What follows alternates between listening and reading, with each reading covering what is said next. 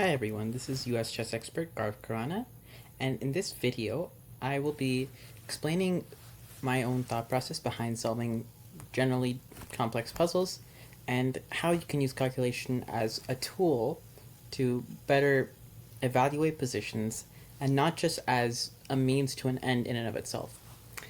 Okay, so let's go ahead and start off with this puzzle. Just to be clear, I have not seen any of these puzzles beforehand. These are all puzzles on Lichess. So yeah, let's get started.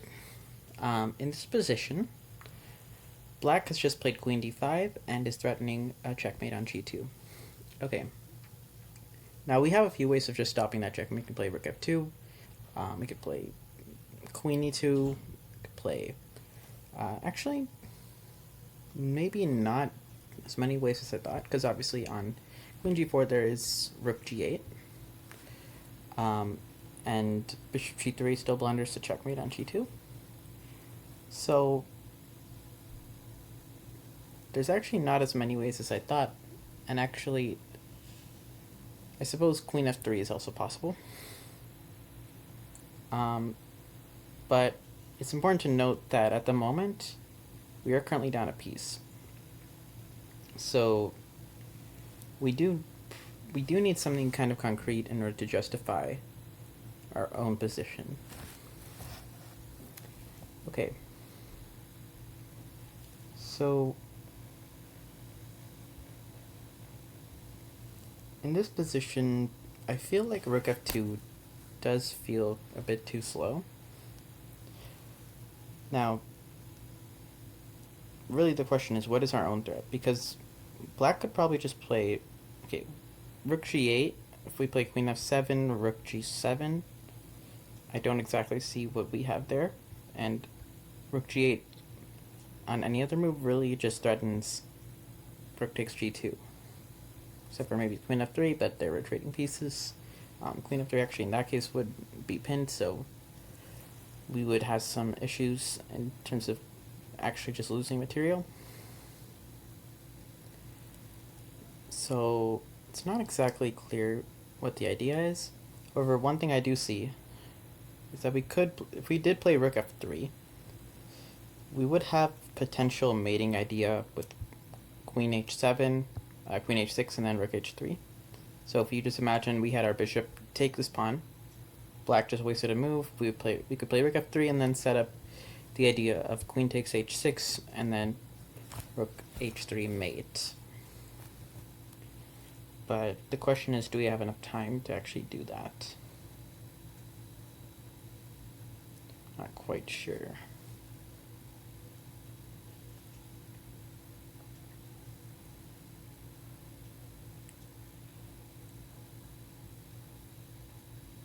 So, Rook f3, how will Black actually attempt to stop our idea of Bishop f6 and Queen h6?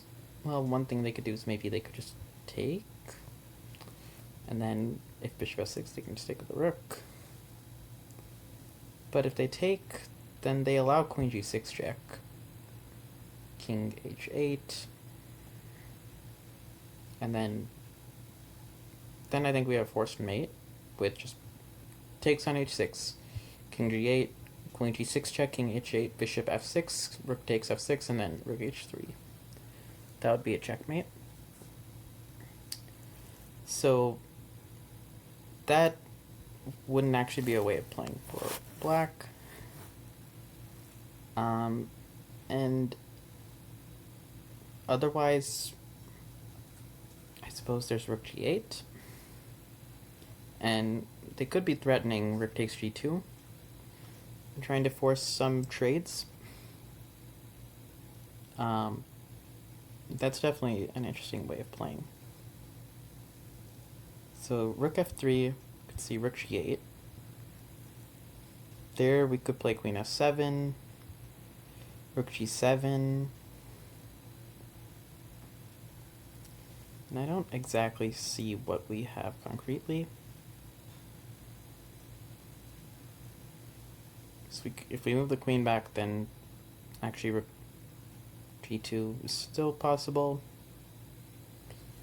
But in that position, think we're pawn up actually, so... Or no, we're not a pawn up at the end of the line.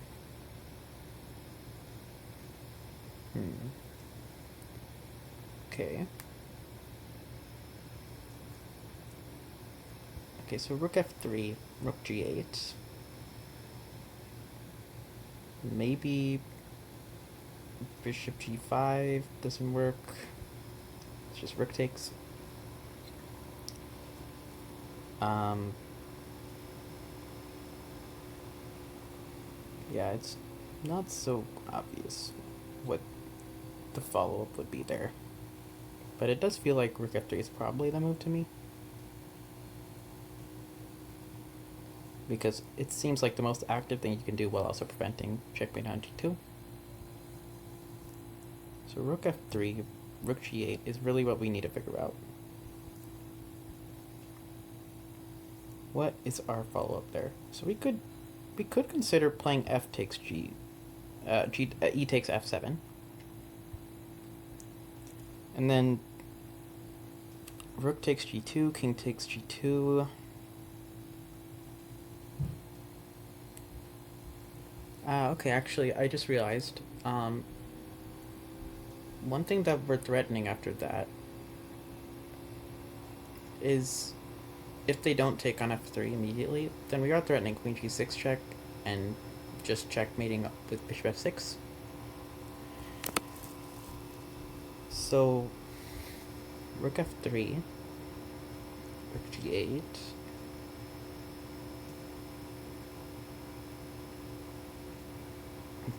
Let's say bishop f6. Rook takes g2.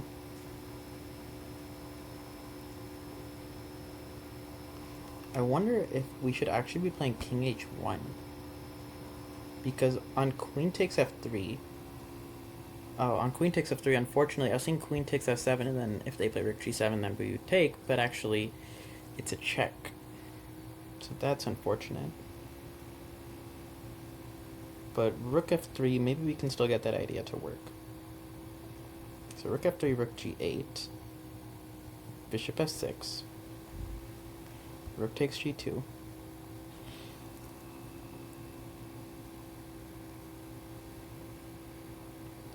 king takes g2. I mean, ideally I don't want to allow all these exchanges on f3, but it could just be the case that we only have a draw as well. It's not impossible. So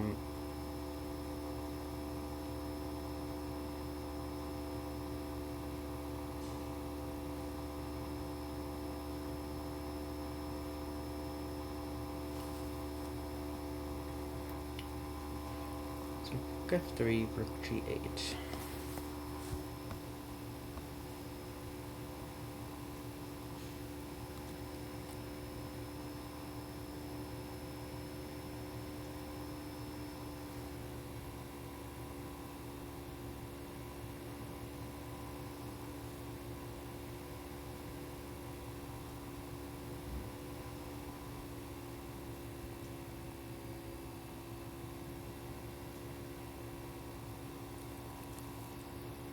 Honestly, I'm not really seeing much that we have, and I don't know if we really have anything better.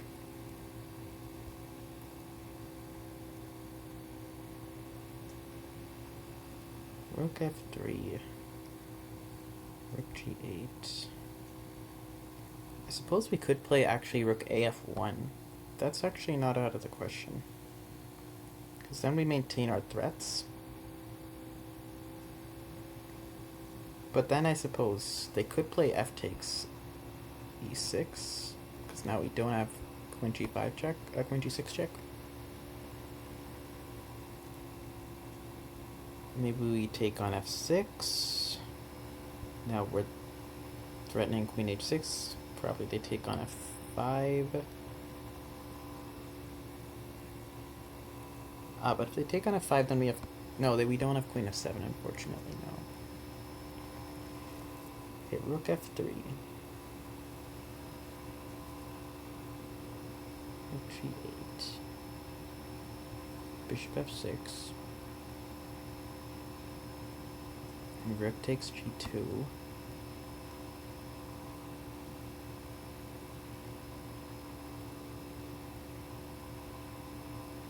King takes g2.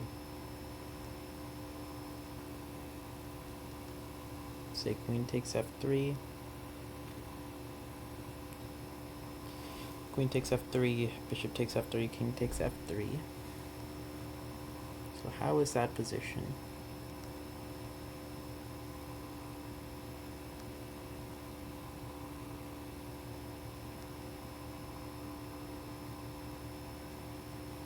No, did I miscount actually? I think we are actually up a pawn there, because we took on f6. Yeah, that might actually be the solution. So I think we'll go ahead and play it. Got 3. And bishop f6. King takes g2. And yeah, I kind of had just miscounted earlier. I thought that we were going to be down a pawn, but actually, because we're up a pawn, this position is just completely winning. Sorry, not here. We don't take on e5, e6. We actually just play rook to g1. Yeah, I probably should have mentioned this move. I kind of saw this. I did see this line in my mind. I just kind of didn't really mention it. But yeah, the issue is if we take like this, then obviously they get rook f8 in. Sorry, rook f8, and the bishop is simply pinned. Apparently it's still a draw, but obviously black is only playing for a win. King e5, apparently it's still a draw, but yeah, on this the issue is that if they take back, if they take further on f5, then we just check on g7, and yeah, this position you don't even really need to calculate further to understand that it's winning. You just have this windmill as well you could play. Apparently you have to be a bit accurate, but rook g1, I am curious concretely what the way of winning is. I guess you just keep this position and say that black doesn't really have any moves. And maybe the trade is not even so bad, but I guess you just take, actually, this is just the way. Because they don't have some trick of sacking the rook and checking us away, because we always had these light squares. Even in here, we don't even get checked.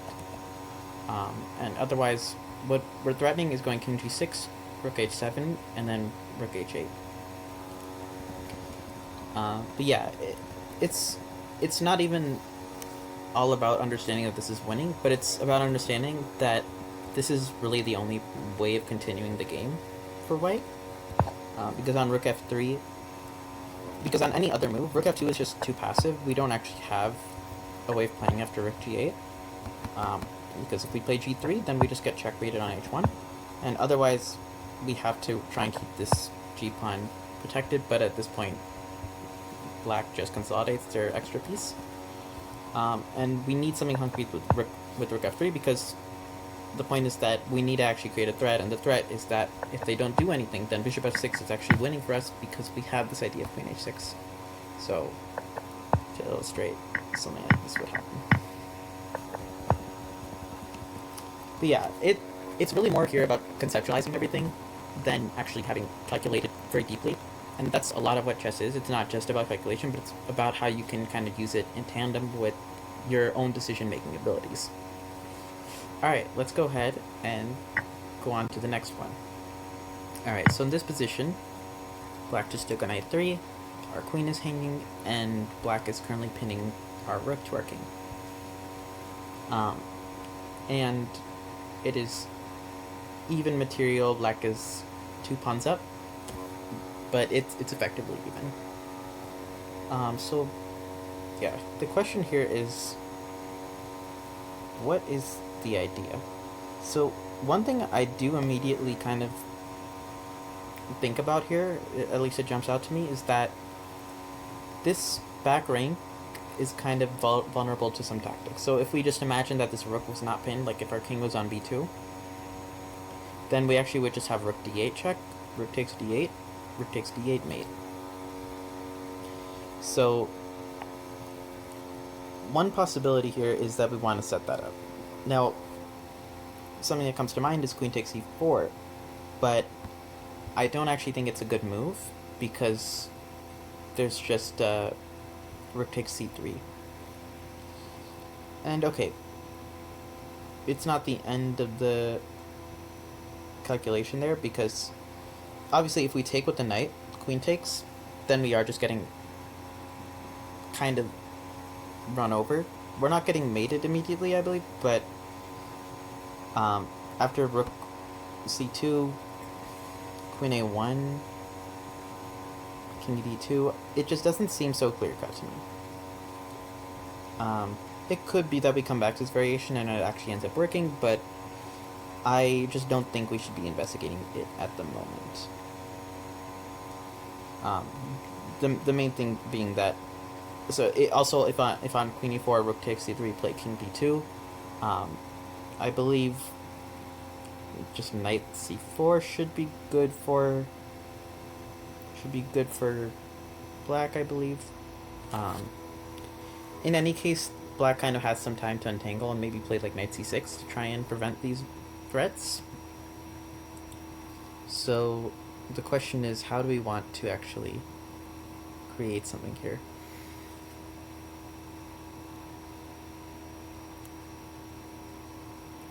So if we're not looking at queen takes e4, I do wonder what the best next option is.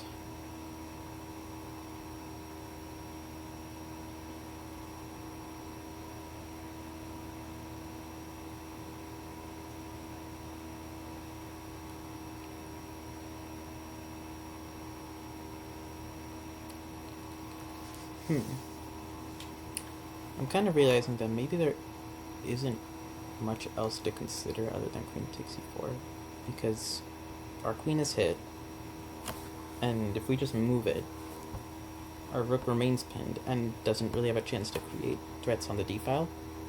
Now, by playing something like queen b3, we would be creating a threat on the knight, but they could just play knight b5, and that's just a bit too much pressure on the position, I think. So maybe we want to revisit queen takes e4. Obviously, you might notice I'm not being super concrete at the moment. That's just because I'm trying to decide on what I believe the solution might be, or at least what the candidate moves should be, before I actually go and delve into the calculation. And I think that's an important skill to have, just to realize that it's not always worth calculating every single possibility when you can use calculation in a more focused way to try and figure out to try and just better understand the position. Okay, so let's say queen takes e4. I think rook takes c3 is just forced, because otherwise black's queen is hit. They move it anywhere pretty much. We just mate on d8, or we take the queen. So queen takes e4, rook takes c3, knight takes c3, queen takes c3 check, rook c2. Now, what happens if we just end up trading? So let's say queen takes c2,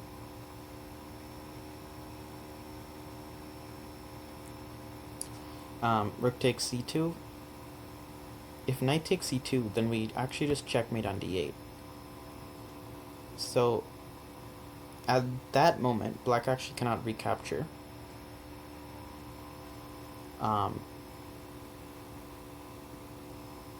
And we would have a rook for two knights, which is not necessarily winning, but given the placement of black's knights, there's a good chance we can make it winning somehow. So queen e4, rook takes c3, knight takes c3, queen takes c3 check, rook c2. If knight takes c2, okay, well, if knight takes c2, then rook d8 is just mate on the spot, so queen takes d2 has to be played if we're taking on c2 in any way. Queen takes c2, and knight takes c2 runs into mate, so you could see something like king e8, and there maybe we want to play rook c7. It's a reasonable move. Just trying to really exploit the weaknesses of the king, because if we could check somehow on so really the thing is that if we could check somehow on the back rank, then we would be able to win the rook if the king went to e8 or just didn't venture off to g8. But the question is, how do you actually do that? Because, so just to note, if we go into this line where black plays king e8, then after rook c d2 it might look like we're just winning, but I think that black has to move knight c6 there, which protects the d8 square. And it's not so obvious what our follow-up is.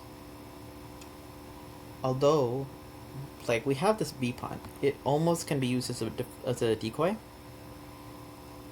Oh, maybe it's very close to working. Because if we play b5 there, then knight takes b5, rook takes b7. Or sorry, I might have just missed it. Where are we? So we have the move king e8, rook d2, knight c6. I was somehow thinking that we have the rook on d7, but we do not have the rook on d7. So yeah, and if we play something like king b2, unfortunately we run into knight c4 check. But I really am starting to think that the move queen takes c4 is correct. The question is just how.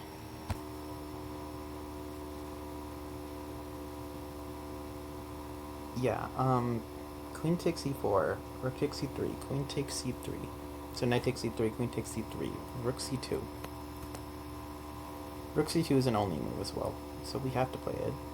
Knight takes c2 would be mating. Queen takes c2, queen takes c2. Oh, sorry, did I hallucinate something here? Yeah, I think sorry. So on queen takes c4, rook takes c3, knight takes c3, queen takes c3, rook c2. I somehow thought that when we took on when black plays queen takes c2, queen takes c2, I just forgot that this isn't a queen. I thought this is a rook. Sorry. So that's actually not something they can go into at all. So rook c2 would be played, and then queen a1 check, king d2, and I think the position's actually just done at that point because the black queen is hit, and okay, hold on, it's not over yet because we're not threatening rook c8, but I think the black queen is actually just trapped, unless I'm mistaken. Because, so let's just make sure we have this one right. Queen takes c4, rook takes c3, knight takes c3, queen takes c3, rook c2, queen a1, king d2, and where can the black queen actually go? It doesn't have any legal moves that'll not be captured on the diagonal. The rook is patrolling a2, the other rook is patrolling b1, c1, so that should just be a win, and I think we can go with it. So it takes rook c2, the queen ends up being trapped. And yeah, you could see there that I kind of just hallucinated that one variation, and that just goes to show that no matter how good you are, you can You can mix up some very basic things, but the important thing is just to recognize kind of your own mistakes and not cause them to overload all of your calculation and make more mistakes. It'll happen a lot, but it's important to just learn that you can get away with those things from time to time. Anyways, the important thing is to not dwell on the mistakes and just to learn from them. Alright, let's move on to the next puzzle.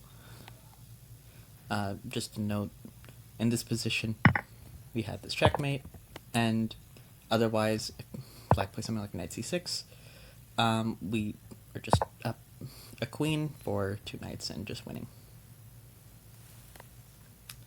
Apologies if my computer is lagging a bit right now. I think the software I'm using recording is a bit slow, so it's causing a bit of that lag, but let's move on to the next puzzle. Alright, so in this position, black just played queen g5, and we are currently in a position where the material is even, but black is down a pawn. However, we do have this check on e1 available to us, so potentially we can try and exploit that with the move like queen h3. So I think that's where we should probably start our calculation. What happens if we play rook e1, bishop f1, queen h3? So the question is, what resource does white have there to keep the position going? So presumably, rook c8 check just allows queen takes c8. And I'm honestly a bit confused. I don't actually see a resource for white.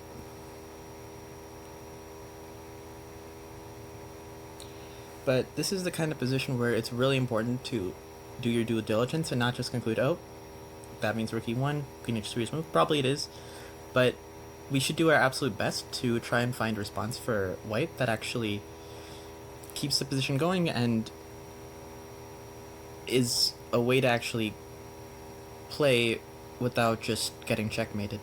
Because we could assume it's just checkmate, but there's maybe a chance we're missing something if we're not really honestly trying to find the best move from the white perspective. Okay, so in that position, does white have a way to protect the bishop?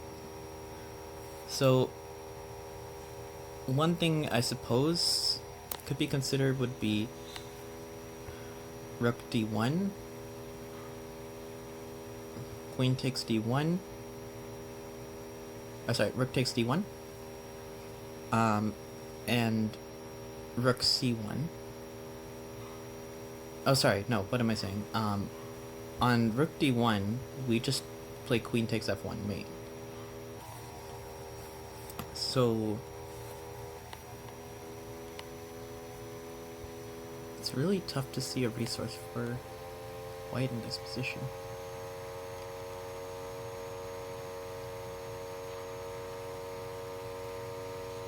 And I'm honestly just a bit confused. I did miss. No, I'm just confused. Sorry. Rook c8 check is not possible, and I don't think white has any other checks. And we're just threatening queen takes f1 mate. So I just don't see how white defends against it. And maybe I'm missing something, but I don't think I am.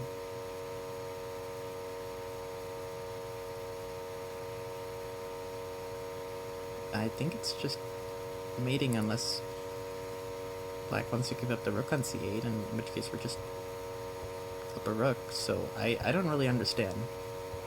I'm not entirely sure what this puzzle is, because this doesn't feel like a 2600 puzzle in my opinion. Just we're just winning by a checkmate idea. I don't know, that was a pretty basic one. I guess they sometimes interpose these with the harder ones, and that happens sometimes. It's good thing just to make sure we're not over calculating positions and just playing simple chess, making our decisions in practical manners. So yeah, it's a good one to not overthink. Alright, so in this position, black just took on b4, and right now it is even material in terms of the pieces, but black is up 2 pawns. So I guess the one thing that should really jump out at you is, okay, white is in desperate need of actually conjuring a mating attack against the black king, because otherwise black kind of has this idea of just playing queen c5, queen c4 check, and then kind of just forcing a rook to e2 and paralyzing the white position. Now, there could be some rook e2, queen b1 check, but in any case, because if they do move the queen off the b file, then we do have ideas of just taking and then mating with rook c7 check, rook b7 check, and so on. But I have a feeling that we really don't want to allow queen c4, and that we really need to do something with tempo. So one possibility, I suppose, would be rook e8 check, rook takes e8, queen f5 check, king b8, but there I don't entirely see what we're looking for. And you might notice here that I'm actually just calculating to a relatively low depth on a lot of these moves, just because I'm trying to get a handle on what moves look promising to begin with, and just to make sure that I'm not missing any surface level ideas that I should really be considering before moving on to the deeper calculation. Okay, so if rook e8 check is not looking to be super effective, then maybe we can start with rook c7 check, and then if king b8 is forced because king d8, then we have queen d7 mate. So, oh, okay, so on king b8 we do have rook takes b7 check, queen takes b7 check, and then rook b1, which is defended by the queen on h7. It's quite a long distance defense right there. And we would be winning the queen for 2 rooks and a pawn, which does look decent in this position. The question is it enough? Because another thing we could do would be to play rook b1 immediately and force queen c4 check, in which case we're threatening rook c7 check and just checkmating effectively, as long as we can get out of black's checks. And actually, maybe we can. So rook b1, queen c4 check, king g1, and now if knight takes h3, we can probably just take on h3.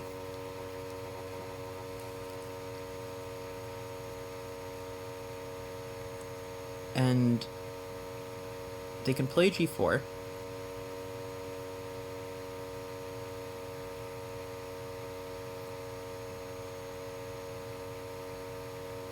Which, okay, it's still not 100% clear. But maybe we don't even want to take on h. Maybe we don't even want to take back with the queen. Maybe after rook b1, queen c4, king g1, knight takes h3. Maybe we just want to go for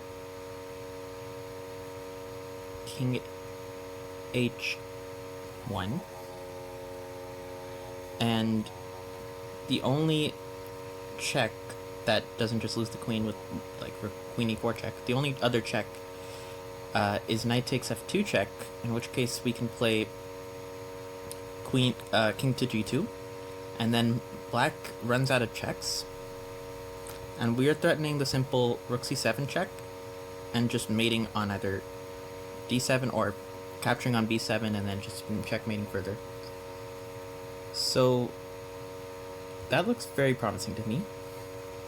After rook b1, queen c4, king g1, knight e2 is also a possibility. There, though, I think we can probably take on e2. Queen takes e2, queen takes b7,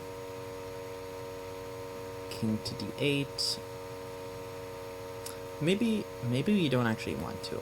Maybe we just keep the position. So rook b1, queen c4, king g1, knight to e2, and simple king h1. Or probably king h2, we allow rook f2 check. Sorry, no, the knight is still on f3, so no, we don't. So king h2, and I don't see a good follow-up there for black. Sorry, king h2, I missed that there's queen f4 check. But I think we can just get away with playing king h1, and they don't have anything. So yeah, this does look like it should be a solution.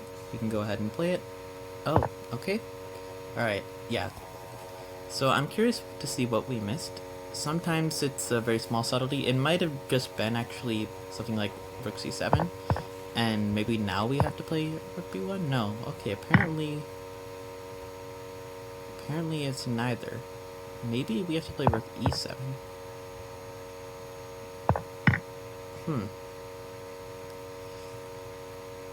Very interesting. Yeah, probably would have to take on h3, but I am curious why it is that rook c7 check is needed, and then we don't play rook b1.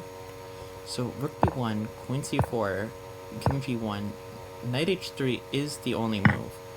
But I thought that we could get away with playing. Oh, okay. I missed these checks here in this position. I missed that they have queen f4 check and queen g4 check in this position. I think I probably had thought that we can go. No, I thought we can go king h1, knight takes f2, and king g2, but I missed queen g4 check here. That's the move I missed. I didn't realize that was available for the black. So sometimes that'll happen. You just make a small miss, and that's okay. It's important just to make sure that you're considering all your moves when you do have the time. Here I was kind of just playing it like a puzzle and not spending all the time that I needed to necessarily. But yeah, like in a classical game, it's important to kind of force yourself to visualize what's happening in these lines, and just understand the position as best as you can. And sometimes you'll make these mistakes, but hopefully by trying to actively make an effort to see everything, you can avoid these kinds of oversights. Alright, let's go ahead and do probably one more. Alright, so rook c1 is played, and in this position we are down a rook, but we have three relatively strong pawns, two of which are connected passers. So in all likelihood we would like to promote one or multiple of these pawns. And I suppose the first move that probably jumps out to everyone is just pushing this d-pawn, which I'd say is pretty intuitive. Now, could be allowing rook d1 check, and queen e4, knight takes, but bishop takes, and then the things that we end up queening. And another thing to note is that on d6, okay, so I suppose it doesn't matter in this case, but they could also consider knight takes d6, bishop takes, and in this case it's with check. But even if it wasn't with check, the idea namely being to skewer the bishop. So if it wasn't checked, then they could try and skewer the bishop. But even if it wasn't with check, if they tried to take, then we would still queen. So that's not available for black. So really the question is what happens on d6, and black probably has to try and stop the pawns with king d8, because otherwise, okay, not necessarily. I mean, I think it is actually forced probably. So because d6, the knight cannot try and protect from any of these two squares. So after d6, if black does some kind of nothing move, maybe they play rook d1, but then we just kind of have the situation where they are struggling to defend the c-pawn. But if it were just a wasted move, then we would just be threatening d7, and these two pawns are kind of just gonna be forcing a promotion, because either d8 or c8 will come and queen. Okay, so on d6, the question is what happens on king d8, and we could consider something like g7, which is an idea, but I don't like it just because after knight takes g7, bishop takes g7, king d7, we don't really have a way to get through on the light squares. Black is just kind of gonna sit there, and yes, we're up 2 pawns, but we have a bishop for a rook only, and without having any control over the light squares, we can't actually force a breakthrough, I think.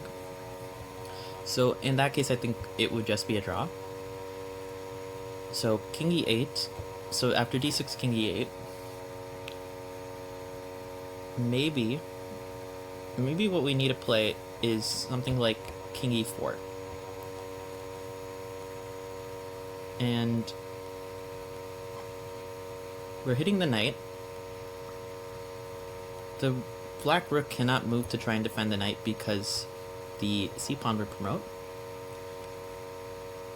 And if the knight tries to run away, maybe we have something nice like bishop g7 check, king takes, and then d7. So just to try and specify what line I was talking about, I was talking about d6, king e8, king e4, knight e. Oh, sorry, I had missed visualize this line, but after knight h6, I thought that the king was still on f8, so bishop g7 would be a check. But no, it's just an attack on the knight. I think actually maybe we can just play g7 instead of playing bishop g7, and we're threatening. We're not actually threatening to promote at the moment. So d6, king e8, king e4. So I guess one thing I noticed is that if we could win the knight in this position, if this knight just did not exist, then white would just be cleanly winning in terms of material, because we would be able to constrain the black pieces with these 2 pawns, the c pawn and the d pawn, and then the g pawn would be free to go. So what we need is to somehow just win the knight outright, which would give us opening position. Now another thing I suppose is possible is we could play g7 to start with, and if knight takes g7, bishop takes g7 check, king takes g7, d6 I think is actually winning for white, because the king cannot get close enough to stop the pawns in time. And to note, rook d1 check is again not an issue just because the c-pawn is also threatening to promote. But the issue I kind of have with g7 check is it's not very forcing, because the king could just go to f7 or g8, and maybe it's useful to just somehow restrict the king, but I think on just like king g8, d6 is not even a threat because they can just sack on d6, bishop takes d6, and king takes g7. So I think we don't want to rush with that. Instead, probably after d6, king e8, king e4. A question I suppose is, what happens on knight takes d6? Bishop takes d6. Is that a draw on the spot?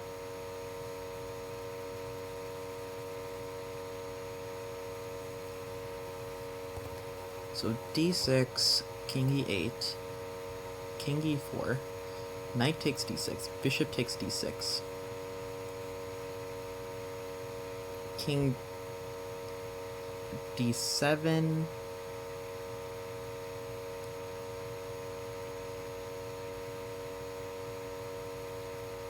let's say bishop e5,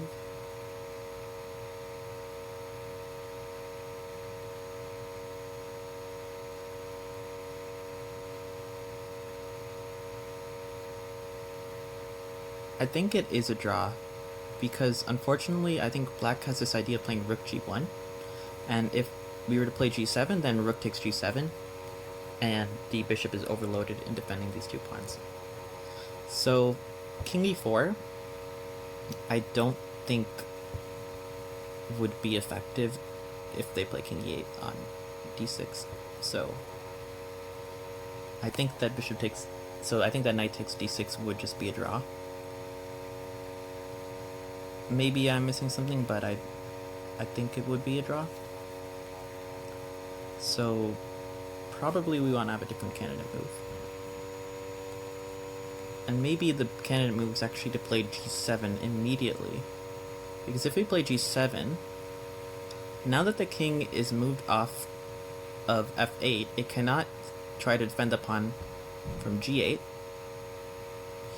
And what happens is that if the king goes to f7 to try and defend the pawn, then we can play g8 queen, king takes g8, and then d7 is the same winning idea that we had earlier. Okay, so d6, king e8, g7, it's also possible for black to play knight takes g7, which does merit serious consideration, because bishop takes g7, again we have this issue of king d6, king d7, and black is just blockading the pawns very well. So do we have a way to actually break through in this line? So bishop takes g7, so knight takes g7, do we want to play bishop takes g7? Not 100% clear. Okay, another idea I just noticed is that we can try and cut off this rook on the c file from defending the c8 square. So it's possible to just play bishop c3, and I wonder what happens there, because maybe we don't want to even do this with the inclusion of d6, because if we play d6, king e8, then after bishop c3, black can play king d7, and probably black is even winning there. So if we play bishop c3 immediately, black probably has to defend this pawn, this square on c8 with the knight, or they would check on d1, in which case I think we have bishop d2 and they have to do the same thing, but in this variation. So in any case, black will need to defend d square on c8, and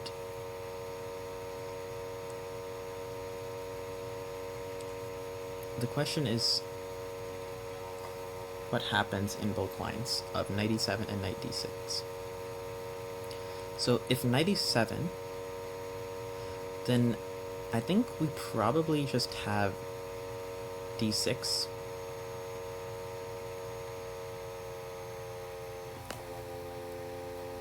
Now, black can play rook takes c7 and just try and hold down 2 pawns. But I don't think it would be holding. So on bishop c3, knight e7, d6, knight c8, we would have d7, and that would be winning because either we're going to promote on d8 or by c8 by capturing, on c8 by capturing. So bishop c3 should be winning if knight e7. And what if knight d6? Do we have bishop b4?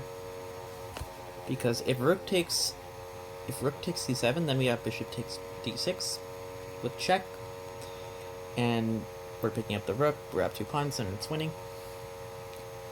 And otherwise, this knight is pinned, and it's kind of what I mentioned earlier, which is that if black ends up in this position, just down all these three pawns, it's just a losing position, I believe.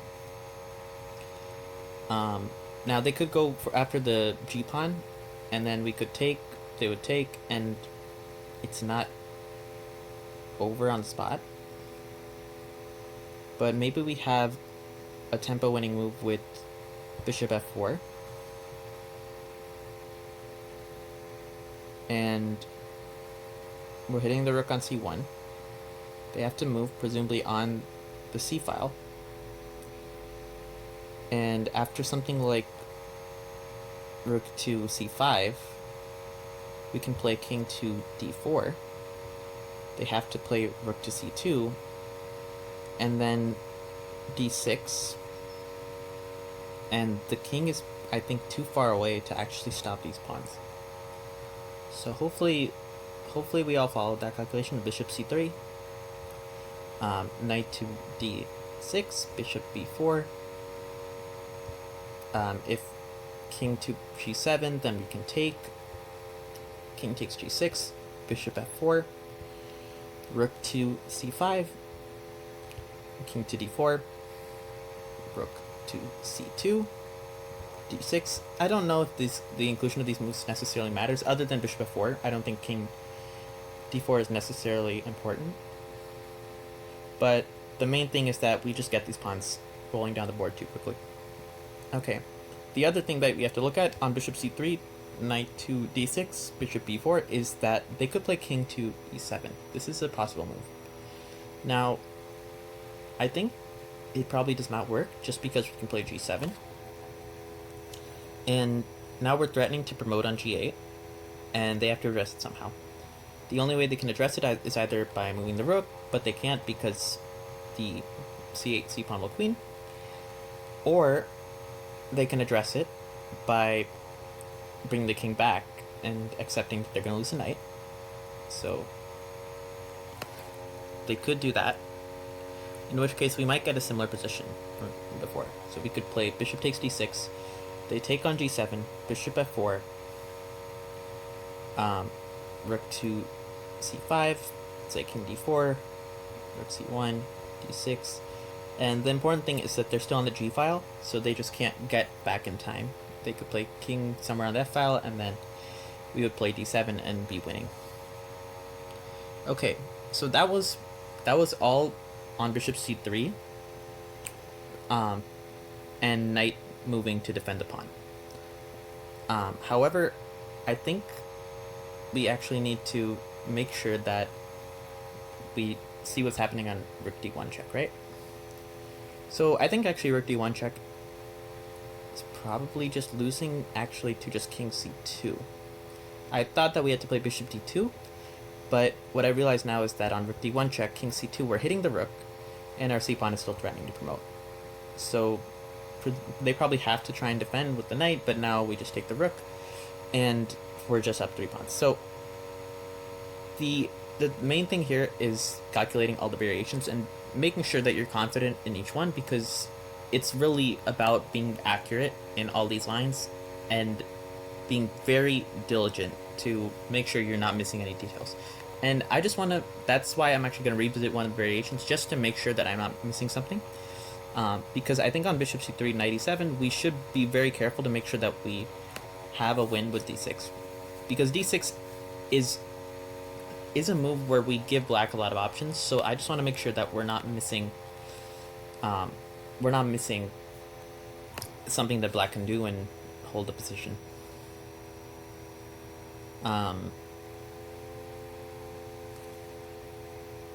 But I don't believe we're missing anything.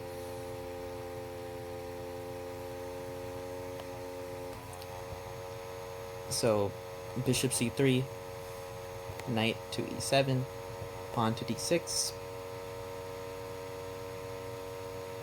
We're threatening to take on e7, and we're also threatening to, so after taking on e7, we're threatening to queen on c8. And if they play knight c8, we have d7. So I think this position is simply winning after bishop c3. So we can go ahead and play it. So they play this line with bishop to d6, and what we found was that we have a win with bishop b4. Bishop takes d6, and I guess probably the puzzle should have gone on for one move is my assumption. No, apparently there's multiple winning moves. But yeah, bishop f4 I thought was the cleanest, which is forcing rook to c5, king to d4, and then rook has to move back to c2, and sorry, my mouse is screen, d6, and we simply have this threat of d7 and queen. Just to double check the variation on knight e7, just because I'm a bit curious. Yeah, so d6 is winning. I was wondering if we had bishop b3 as well, but I saw that d6 should just be clean. Apparently g7 check is also winning, but yeah, I guess bishop to b4, sorry, I said bishop b3, I meant bishop b4. If bishop b4, I guess they just take on c7, and it's not good enough.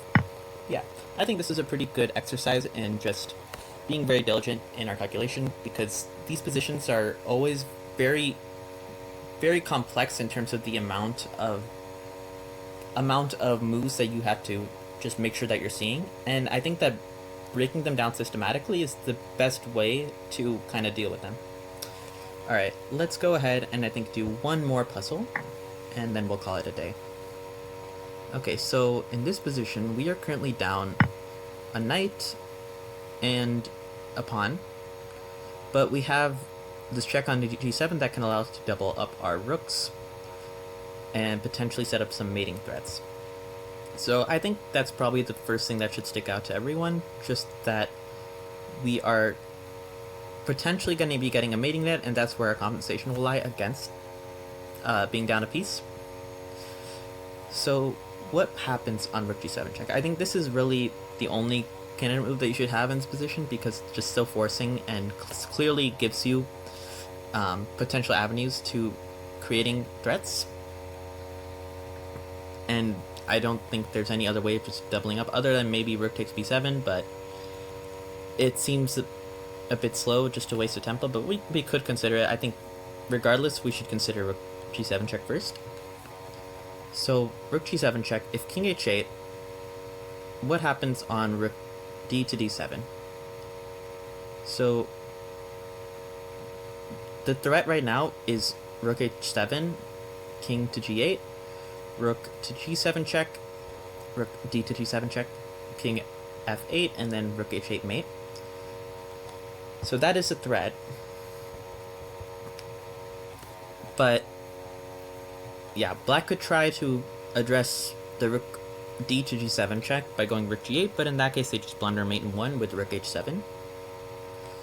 So I think this is just a forced mate if they go to h8,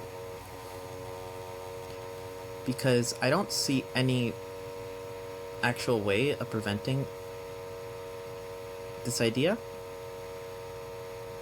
They could move the knight somewhere, but it just doesn't, there's no way for black to actually patrol either the g7 or h7 squares without just losing their rooks.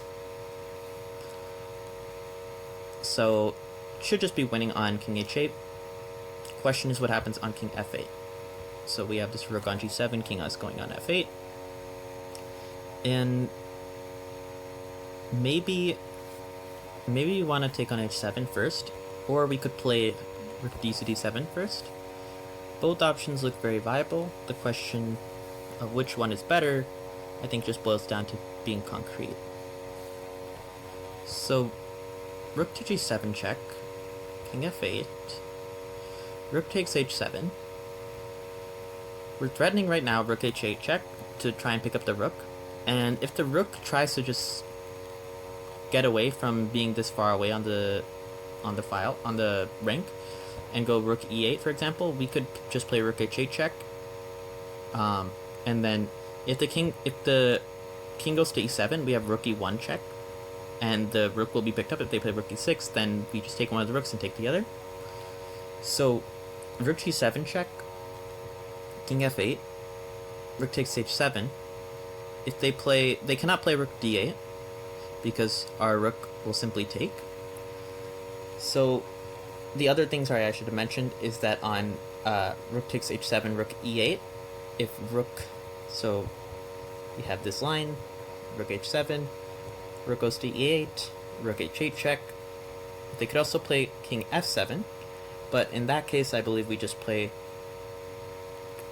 Oh, okay. I thought that we could just play rook to d7 check, and the rook on e8 would hang. But I did miss that they have king e6 to try and complicate matters. However, on king d6, rook takes e8, king takes d7. So the point here is that black is able to save their material loss, because we are only taking a rook while they also take our rook. But after king takes d7, I think we have h7, and our pawn is actually just queening. So if they take on e8, then we just queen, and I believe that position should just be winning. We have a queen for a rook and a piece, and we're down 2 pawns. However, I think that just the specific situation that we're in makes it so that we can pick off these pawns on a7, b7, and also the knight on c4 is very loose. So I could calculate this further, but I really do think that it's a winning position. However, we can just to make sure, in my mind, I just kind of want to go through the calculation again just to make sure that it's somewhat clear cut. So, apologies. Rook g7 check, f8, rook h7, rook to e8. Okay, I guess I did say that we could play rook h7 check, but what I'm realizing is now that if the rook is just on e8, then we can also just play rook d2, d7 check, rook d to d7, and we're simply threatening rook h8 mate. And I don't think there's a way for black to actually avoid getting mated in this situation, because we're just cutting off the king, and the rook on e8 is even preventing the king from having an escape square on e8, so that if we played rook h8, then they would have rook f8. So in this case, we just have rook g7 check if they played king g8, and then king f8, rook h8 check. So we don't even need to evaluate the other position. That's good enough just to make sure that line is winning for white.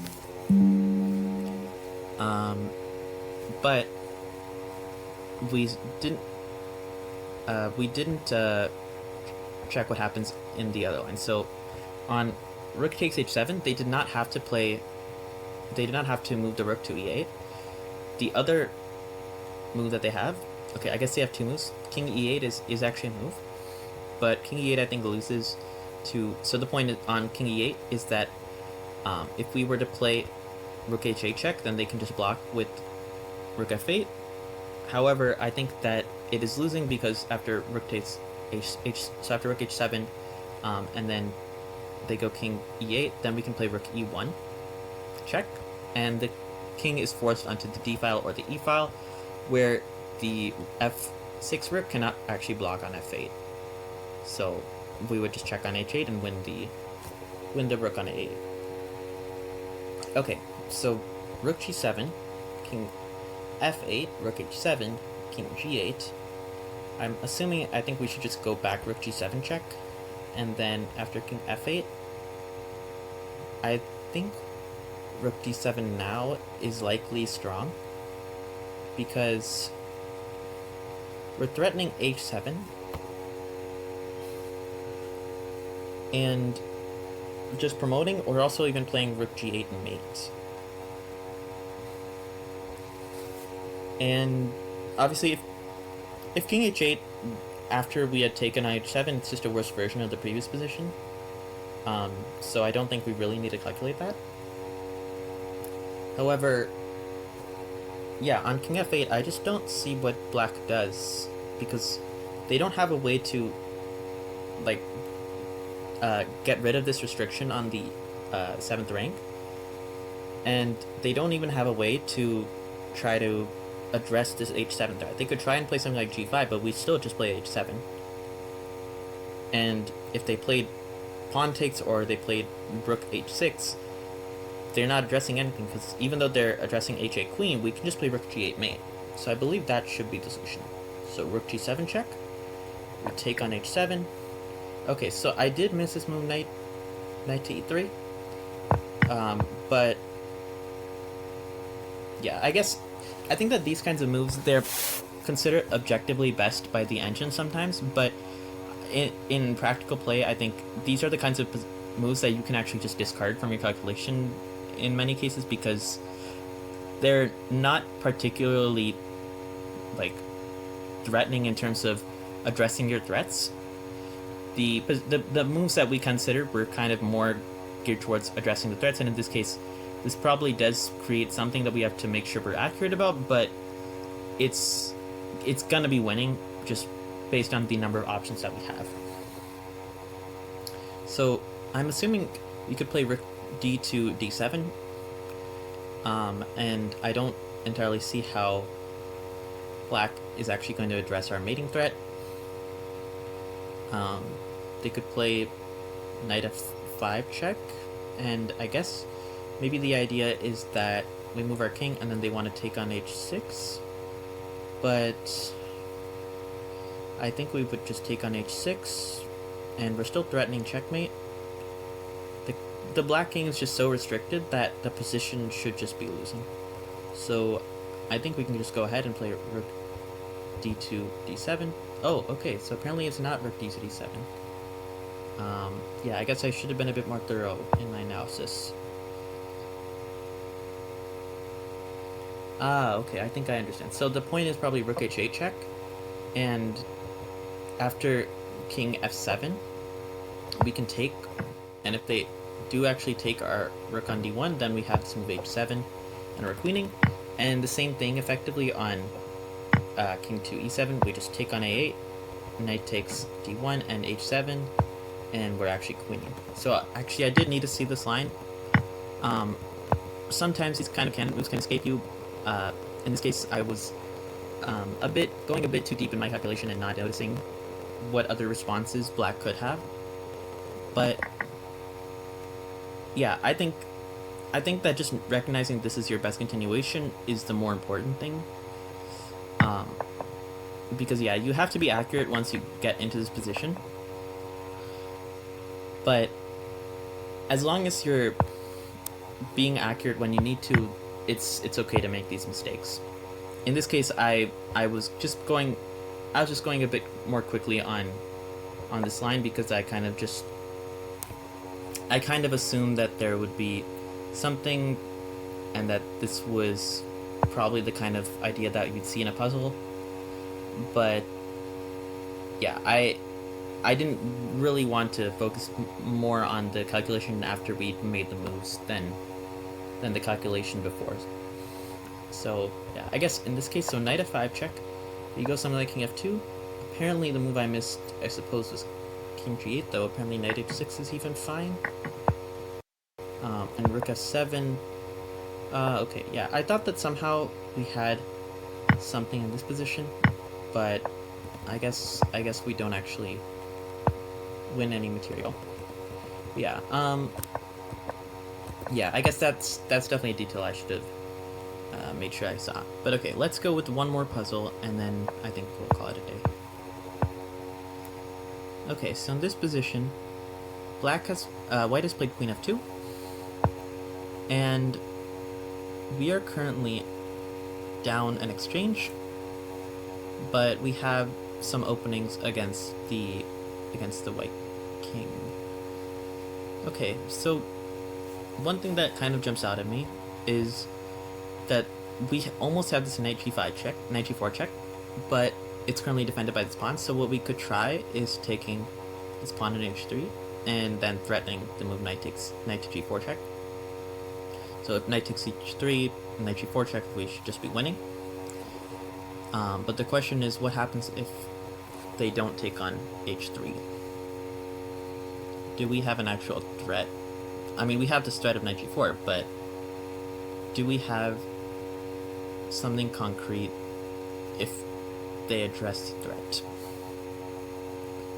Okay. So, bishop h3.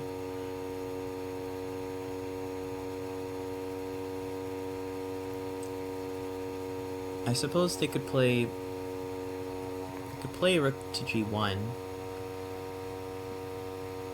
but yeah, I guess if rook g1 then knight g4, then white's idea would be to take on g4, and let's say bishop takes g4, and then our knight on d4 at the moment will be hanging, so white will be getting 2 pieces for a rook and will be doing relatively well, I think. So I think that's the main thing we really need to make sure we address if we're going to go for this line. So bishop takes h3, rook g1.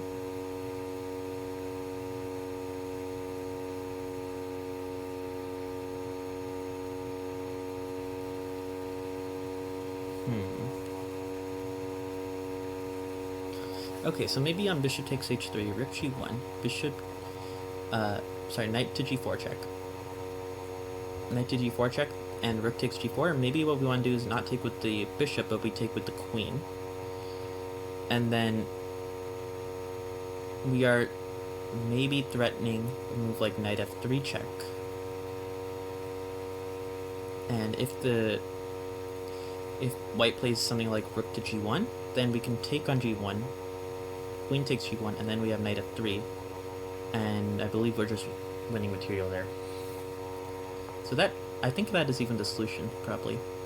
But let's just make sure that we're not missing anything. Bishop h3. Yeah, honestly, I don't think there's much else to look at after knight g4. Rook takes g4, queen takes g4. If they take, we just take, and then okay, I guess I probably should check this line, right? So bishop takes h3, rook g1, knight g4, rook takes g4, queen takes g4, bishop takes d4, and somehow some of the squares are actually covered. But bishop takes d4, queen takes d4, what we have is queen to g3 check, king h1, and then we take on h3 with mate. So I believe that should be the solution. Let's go ahead and play it. Knight g5, and queen takes, and we have this move, queen takes g1 check. Now let's just make sure that we're not missing, let's make sure that we're clearly evaluating the position at this point, because in this video I've kind of been playing in the spirit of kind of how I would play in a game, just to emphasize what parts of calculation are important and what parts are not. But I've been skipping over double checking that calculation once we get into the position. So I'm just going to make sure that we have this right at this point. So after rook g1, queen takes g1 check. If they just take our bishop, we take, they take, and we are up a rook for a knight, and we likely have moves just like knight f3 that are creating threats. We also have an extra pawn even, so the position should just be winning. Now if queen takes, knight f3 check, then if king takes, knight takes, bishop takes, we're again just up a full exchange, so it should just be the move. And yeah, that is the continuation. You could kind of maybe notice that in this position I wasn't calculating every possible line. Like, you might be overwhelmed with understanding what our threats are in this position, and making sure that you're not missing a resource that white has, or overlooking the fact that your threats are not actually that powerful. But in this case, the main thing to understand is just heuristically what's going on. So we have effectively 4 pieces attacking white's king, and if even this knight on d4 is contributing as well. So we have 5 pieces attacking the white king, and white kind of needs a concrete defense against these pieces in order to make sure that they're not going to lose the game, because we have concrete threats as well. We have this knight g4 check right in the air, and if they don't have an immediate way of addressing that threat, which it's a threat even if they move the queen, it's a positional threat, and we're also threatening bishop takes f1. So all these threats kind of compound, and just even if you see the position, you're like, but isn't the material still better for white? You should be able to recognize that heuristically there's so many threats for black that you don't need to calculate to evaluate the position. Just like you wouldn't calculate if you were up 2 rooks for 2 pieces. You would understand that the way that the game is going to flow is going to advantage this one side over the other, because that is kind of the way that we see the elements of the game. Okay, and yeah, if white plays something like bishop takes, we have this knight g4 check. If white just tries to move out of the way, then you don't even need to take on f1, but you can take on f1, and you could play queen to g5, and note that if something like rook to g1, then you have this knight f3, which is actually just going to be checkmate, because we don't take the queen, but rather we take on g1, and then we take on fg1 with an Arabian maid. So yeah, I think that's a good one to end on. Hopefully you found this video useful, just for understanding how strong players go about their calculation, and don't focus on calculating every single variation, but rather they see positions, focus on understanding the evaluation rather than just calculating brute force. And that's going to do it for today. Hope you have a nice day, and make sure to like and subscribe, and I will see you in the next video. Goodbye for now.